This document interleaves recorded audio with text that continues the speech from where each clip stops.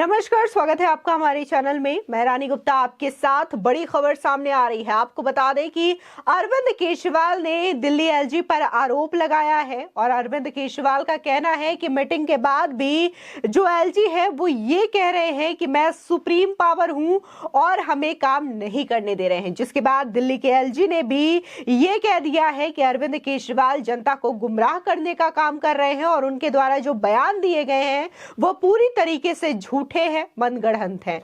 बता दें कि दिल्ली में लंबे समय से राज्य सरकार और एलजी के बीच में विभिन्न विषयों पर तकरार जारी है।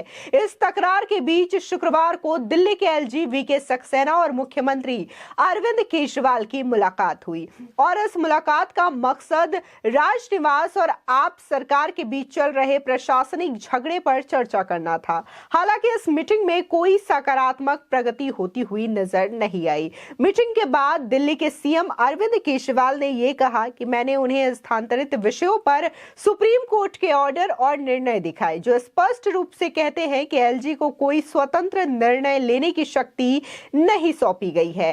अरविंद केजरीवाल ने आगे ये भी कहा कि इसमें यह भी कहा गया है कि एलजी के पास जुडिशियल अथॉरिटी के रूप में कार्य करने वाले मामलों के अलावा अन्य फैसले लेने के लिए कोई इंडिपेंडेंट अथॉरिटी नहीं है। एलजी ने हालांकि ये भी कहा कि सुप्रीम कोर्ट के आदेश सलाह है।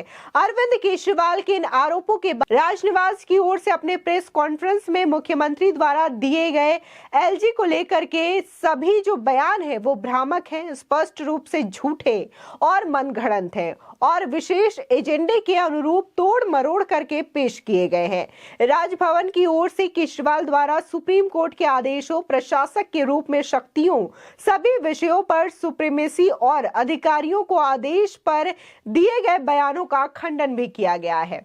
बता दें कि अरविंद केजरीवाल ने मीडिया से बातचीत में कहा कि उनका एलजी से मुलाकात का मकसद विभिन्न विषयों पर स्थिति स्पष्ट करना था। केजरीवाल ने यह भी कहा कि मैंने उनके साथ चर्चा करने के लिए संविधान, जीएनसीटीडी एक्ट, एमवी एक्ट और सभी सुप्रीम कोर्ट निर्णय भी लेकर गया। हमारी बहुत ही लंबी चर्चा हुई। दिल्ली के सीएम अरविंद केजरीवाल ने कहा कि पुलिस, जमीन और पब्लिक ऑर्डर एलजी के अंडर में आते हैं।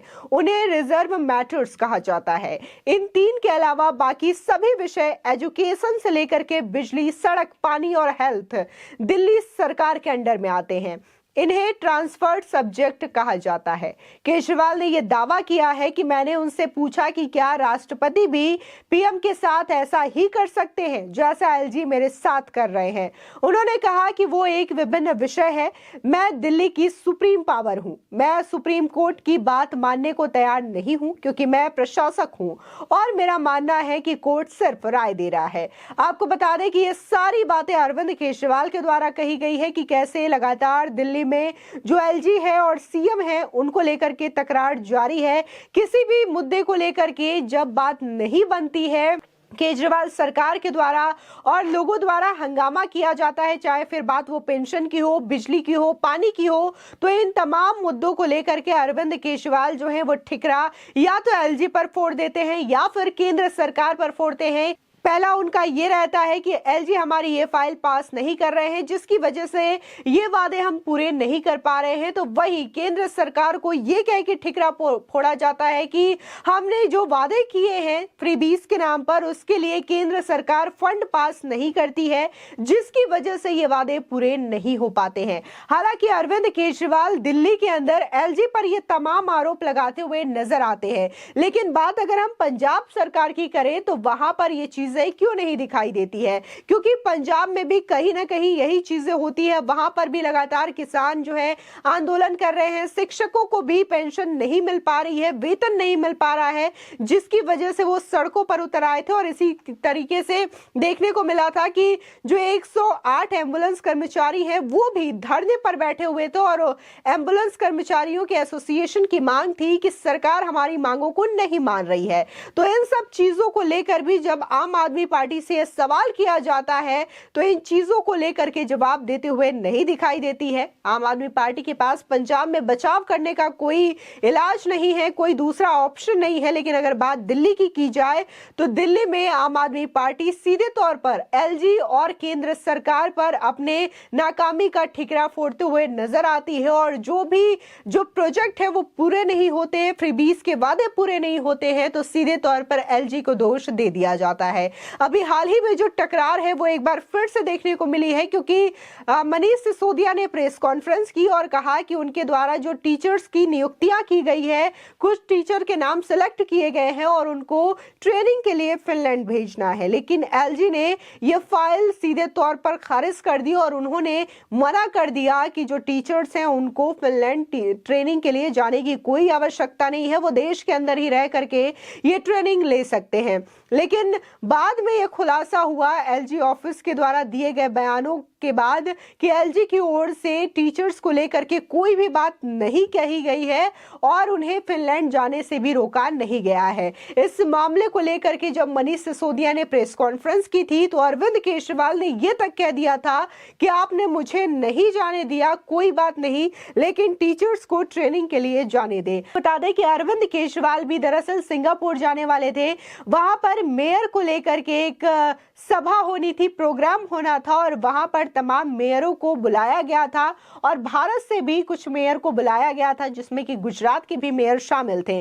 और ऐसे में अरविंद केजरीवाल बार बार ये दावा कर रहे थे कि सिंगापुर से मुझे बुलाया गया है, यानी कि भारत के सीएम, दिल्ली के सीएम के तौर पर मुझे इनवाइट किया गया है, यह भारत के लिए गर्व का विषय है। लेकिन बाद में ये चीजें सामने आई थी कि अरविंद केजरीवाल खुद ब खुद अपने आप को इनवाइट कर रहे थे, बल्कि किसी सीएम को नहीं, वहां पर मेयर को इनवाइट किया गया था और ये तमाम मुद्दे जो हैं वो देखने को मिला था। लेकिन एक बार फिर से कैसे जो सियासत है वो टीचर्स पे आकर के सिमटी और एक बार फिर से मनीष सिसोदिया ने एलजी पर यह आरोप लगा दिया। इसी के साथ ही जो शराब घोटाले हुए हैं उसको लेकर भी एलजी ने जांच के आदेश दिए थे। इसको लेकर भी आम आदमी पार्टी ने एलजी पर तमाम आरोप लगाए थे। कहा था कि केंद्र सरकार जो है वो लगातार ईडी और सीबीआई का दुरुपयोग करती है, लेकिन बार बार एलजी के द्वारा हमें काम करने से रोक दिया जाता है।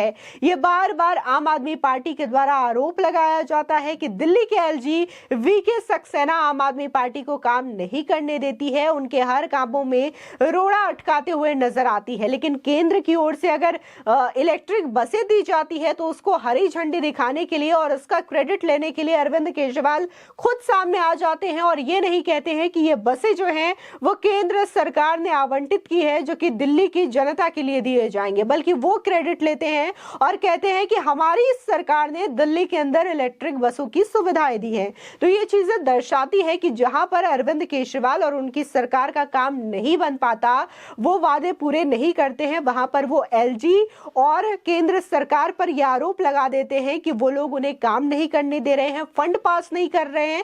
लेकिन जब केंद्र सरकार के द्वारा कोई प्रोजेक्ट लॉन्च किया जाता है या फिर एलजी के द्वारा किसी रोके गए प्रोजेक्ट को सहमति दे दी जाती है तो अरविंद केजरीवाल उसका क्रेडिट भी लेने से नहीं चूकते हैं। फिलहाल आपकी इस खबर को लेकर के क्या राय है हमारे कमेंट सेक्शन में जरूर बताएं। आगे की और भी अपडेट के लिए चैनल को सब्सक्राइब जरूर करें।